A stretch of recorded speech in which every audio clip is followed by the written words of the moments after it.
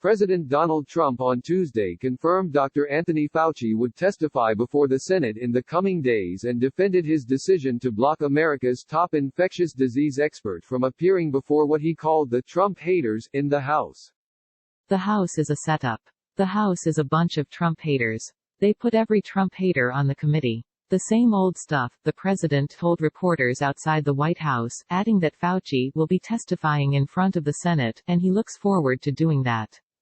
Trump went on to accuse congressional Democrats of hoping for his administration's response to the coronavirus pandemic to falter, claiming those lawmakers want our situation to be unsuccessful, which means death, and want us to fail so they can win an election which they're not going to win.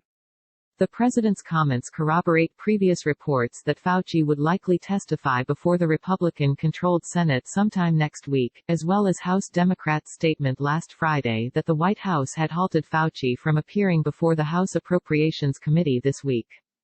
But Trump's remarks regarding Fauci's testimony also undermine new guidance by his own White House to limit congressional access to members of the administration's coronavirus task force.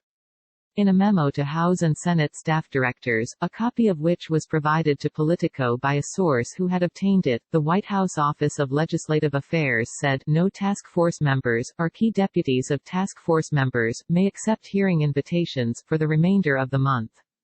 Exceptions may be made only with the express approval of White House Chief of Staff Mark Meadows, the memo read.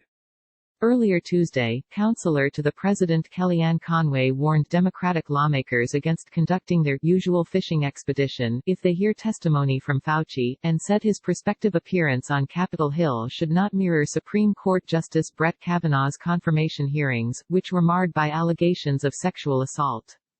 I just hope that the people who are asking the questions are asking intelligent, rational questions that are actually relevant to the American health, because we've seen what they do before, Conway told Fox and Friends. For example, they say stupid things like, this is a job interview for a lifetime appointment, about Brett Kavanaugh. Let's believe all women, or at least those 3 women, most of whom then retracted or didn't have corroborating evidence, she added. Conway said she hoped lawmakers would break with what she characterized as a pattern of partisan inquiries launched by Democrats that included last year's impeachment inquiry and earlier probes into Russian interference in the 2016 presidential election. We had 2 years of collusion nonsense, then we tried to impeach a president, remove him from office, she said. None of that worked. It better be about health. Still, Conway left open the possibility that Fauci or other task force members could appear before Congress this month, arguing that their testimony would shed a great deal of light. Listen, if the president has no problem with that, there's no executive privilege attached to that based on the task force conversations, then I'll leave that to the lawyers and to the different testifiers, she said.